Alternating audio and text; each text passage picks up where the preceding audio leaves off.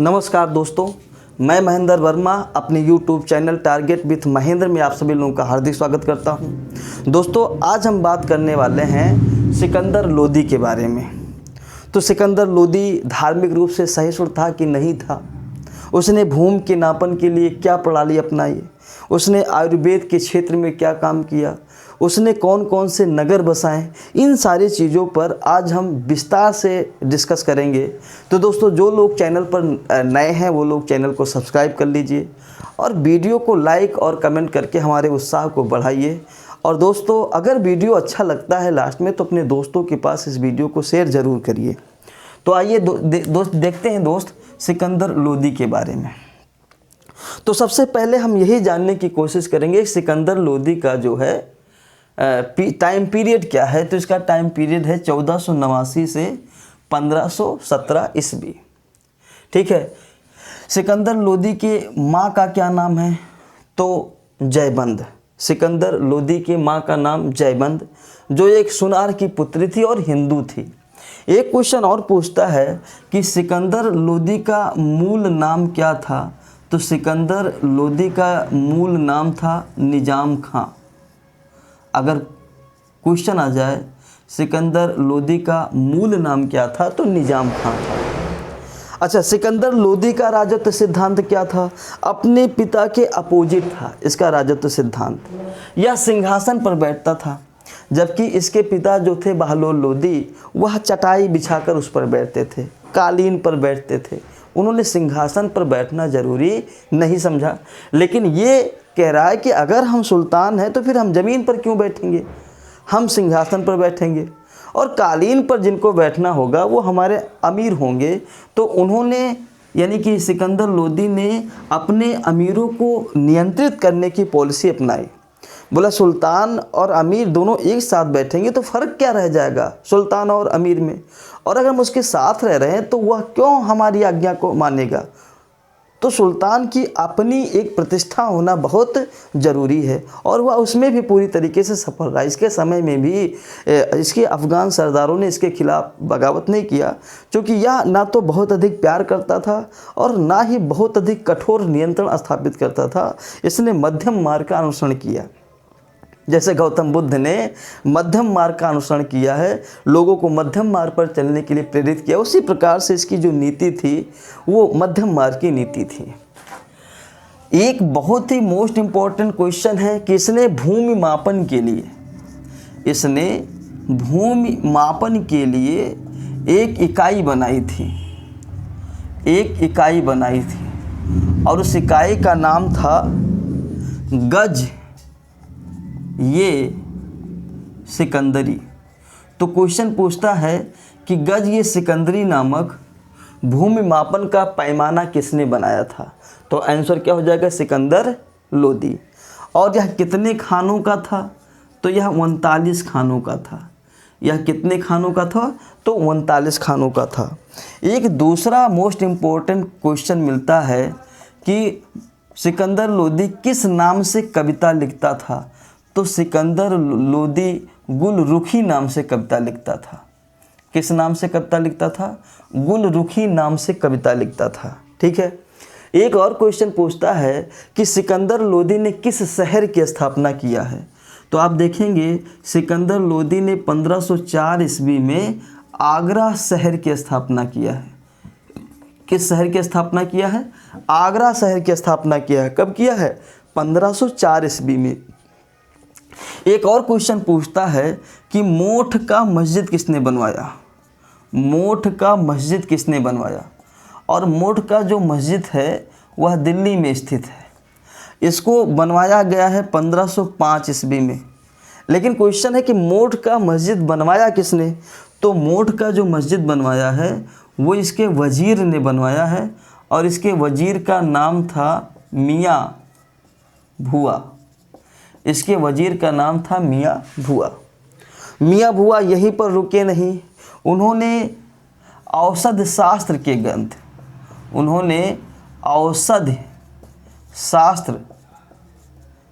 के ग्रंथ का जो है फारसी में अनुवाद किया है और वो ग्रंथ का नाम है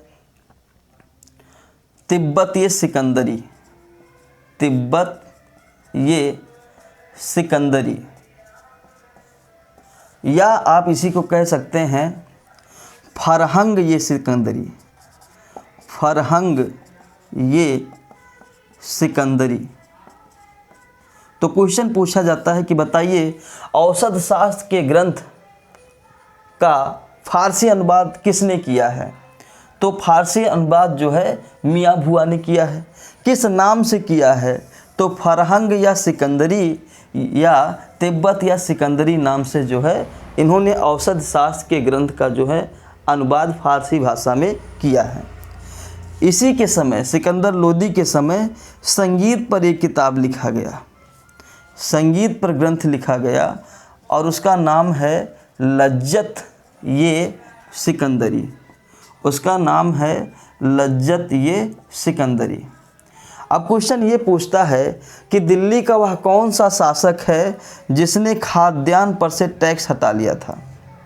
खाद्यान्न पर से टैक्स हटा लिया था। तो भी आंसर क्या हो जाएगा? सिकंदर लोदी। सिकंदर लोदी ने कहा कि हमारे साम्राज्य में कोई व्यक्ति भूखा नहीं मर सकता है, अनाज क्यों ना। खाद्यान्न मतलब क्या होता है? अनाज, गेहूं, चावल, दाल, ये सब क्या है? खाद्यान्न है। तो उसने कहा कि आप दूसरी चीज़ों पर टैक्स लीजिए, कपड़े पर टैक्स लीजिए, जूते पर टैक्स लीजिए, विभिन्न चीज़ों पर टैक्स लीजिए, लेकिन आपको खाद्यान्न पर टैक्स नहीं लेना है। ओके। और अगर हम इसके सिकंदर लोदी के धार्मिक नीति पर अगर हम चर्चा करें कि सिकंदर लोदी की धार्मिक नीति कैसी थी, तो यह धार्मिक रूप से असहिष्णु था। क्योंकि आप यहाँ पर देखेंगे कि इसने हिंदुओं के त्योहारों पर रोक लगा दिया। इसने हिंदू त्यौहार पर या आप कह सकते हैं हिंदुओं के संस्कार पर रोक लगा दिया। ठीक है। जैसे आज भी आप देखते हैं बहुत सारे लोग अगर बच्चे का मुंडन करवाना है तो नदी के किनारे जाते हैं, गंगा जी के किनारे, और वहाँ पर मुंडन करा के बाल को वहीं फेंक देते हैं। और उस समय पे नलकूप था नहीं, कुएँ भी थे, थोड़ा कम थे, तो लोग मैक्सिमम आबादी नदियों का पानी पीती थी। तो आप उसमें बाल फेंक रहे हैं तो वही बाल तो पेट में जाएगा, तो उससे तबीयत खराब होने का डर रहता था। लोग शव को जलाते थे नदी किनारे, तो शव को राख के साथ उसी में फेंक देते थे और उस पानी को पिया जाता था। तो मेरे हिसाब से तो ये गलत नहीं था, फिर भी इसने हिंदुओं की भावनाओं को ठेस पहुंचाई, हिंदू संस्कारों पर इसने प्रतिबंध लगा दिया। इसी प्रकार से आप देखेंगे एक हिंदू जिसका नाम बोधन था, उसने इसकी हत्या करवा दी। और क्यों हत्या करवा दी? क्योंकि बोधन कह रहा था इस्लाम धर्म भी सही है, इस्लाम धर्म भी सही है और हिंदू धर्म भी सही है। तो यहाँ पर इसने गलत किया। क्योंकि बोधन कैसे कह सकता था कि इस्लाम धर्म गलत है? क्योंकि सिकंदर लोदी तो मुस्लिम है। हिंदू को कैसे कह सकता था कि हिंदू धर्म गलत है? क्योंकि बोधन खुद हिंदू है। और इसी बात पर इसने बोधन की हत्या करवा दी। इसके बाद आप देखेंगे नगरकोट में एक मंदिर था और उस मंदिर का नाम था ज्वाला देवी मंदिर। उस मंदिर का नाम था ज्वाला देवी मंदिर।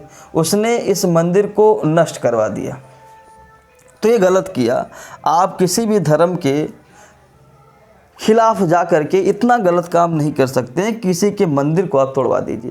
तो इसका मतलब आप जो है हिंदू धर्म के चाहने वालों को आहत कर रहे हैं, उनको चोट पहुंचा रहे हैं।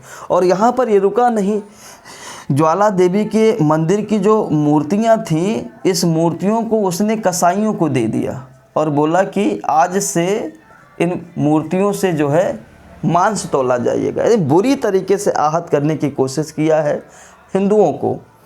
अच्छा, मुस्लिमों के साथ भी इसने थोड़ी सी ज़बरदस्ती किया है। इसने मुस्लिम त्यौहार जो है मुहर्रम पर रोक लगा दिया, ताजिया पर रोक लगा दिया। बोला कि ताजिया और जब मुहर्रम होता है तो इसमें जो है इस त्यौहार को मनाया कम ज़्यादा हुड़दंग ज़्यादा किया जाता है। ऐसे कूद कूद के तो लोग बजाते हैं, तो किसी के पेट में लग गया तो किसी के सर में लग गया, तो झगड़ा हो जाता था।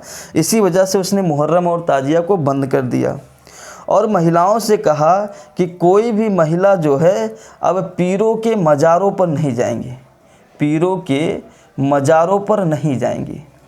महिलाओं को पीरों के मज़ारों पर जाने से क्यों रोक दिया? क्योंकि वहाँ पर जो है महिलाओं के साथ छेड़खानी हो जाती थी और वो छेड़खानी का मामला बाद में इसके पास जाता था, तो इसको अलग से समय देना पड़ता था। उसने कहा ना तो कोई महिला पीरों के मज़ार पर जाएगी, ना उनके साथ बदतमीजी होगा और ना ही मुझे इस पर दिमाग लगाना पड़ेगा। तो इसका स्क्रीनशॉट लीजिए, फिर हम आगे बढ़ते हैं दोस्त।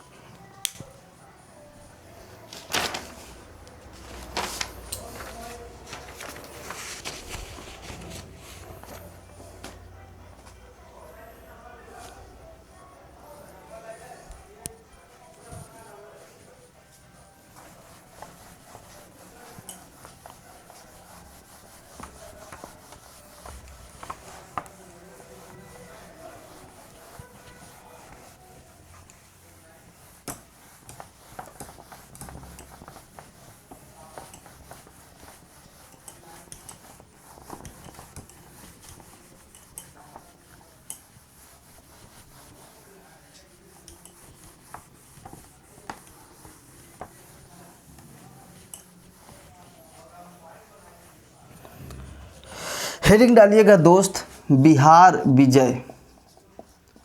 बिहार विजय। अब बिहार विजय सिकंदर लोदी कैसे करता है, पहले उसकी कहानी को जानिए। जौनपुर को इसके पिताजी ने जीता था। जौनपुर को इसके पिताजी ने जीता था और जौनपुर को जीतकर अपने बेटे बारबक शाह को जौनपुर का शासक बना दिया था। और जब सिकंदर लोदी गद्दी पर बैठा तो इसमें कोई परिवर्तन नहीं किया। सिकंदर लोदी दिल्ली का शासक बन गया और अपने भाई बारबक शाह को जो है जौनपुर का जो है गवर्नर रहने दिया। कहा कोई बात नहीं, आप बिल्कुल इत्मीनान के साथ जौनपुर में शासन करिए, हमें कोई प्रॉब्लम नहीं है। लेकिन आप देखेंगे जोगा के नेतृत्व में जौनपुर में राजपूतों ने बगावत कर दिया। अब अपने भाई बारबक शाह की रक्षा के लिए सिकंदर लोदी को जाना था जौनपुर में, क्योंकि बहुत तगड़ा बगावत किया था जोगा के नेतृत्व में जो है राजपूतों ने। अब आप देखेंगे कि सिकंदर लोदी जो है जौनपुर में जाता है तो जोगा डर के मारे आप देखेंगे हुसैन शाह के पास जाता है, हुसैन शाह के पास चला जाता है। अब सिकंदर लोदी हुसैन शाह पर जो है आक्रमण कर देता है। अब हुसैन शाह भागकर बिहार चला जाता है। तो अब आप सिकंदर लोदी देखेंगे बिहार पर आक्रमण करता है और यहाँ पर भी हुसैन शाह को पराजित कर देता है और बिहार पर क्या कर लेता है, अधिकार। अब इसके बाद आप देखिएगा बंगाल अभियान, सिकंदर लोदी का बंगाल अभियान। अब सिकंदर लोदी का बिहार पर अधिकार हो गया तो उसने बंगाल की तरफ रुख किया। वजह, जब हुसैन शाह बिहार में भी पराजित हो गया और बिहार पर सिकंदर लोदी का अधिकार हो गया तो हुसैन शाह बंगाल भाग गया और बंगाल का जो शासक था उसका नाम था अलाउद्दीन। और अलाउद्दीन ने जो है हुसैन शाह का साथ भी दिया। तो बहलोल लोदी ने अलाउद्दीन पर आक्रमण किया और अलाउद्दीन को पराजित कर दिया। मगर अलाउद्दीन ने जब इसके सामने आत्मसमर्पण कर दिया तो फिर उसने जो है आप देखेंगे कि उसने यानी कि क्या कहते हैं कि सिकंदर लोदी ने बंगाल पर अधिकार नहीं किया बल्कि अलाउद्दीन जो है इसकी अधीनता को स्वीकार किया और सिकंदर लोदी वापस दिल्ली लौट आया। तो ये तो हमने आज बात किया दोस्त सिकंदर लोदी के बारे में। कल हम डिस्कस करेंगे इब्राहिम लोदी के बारे में जो इस वंश का अंतिम शासक है। तो दोस्तों एक बार पुनः कहना चाहूँगा कि जो लोग अभी तक चैनल को सब्सक्राइब नहीं किए हैं प्लीज़ आप लोग चैनल को सब्सक्राइब कर लीजिए। Thank you so much.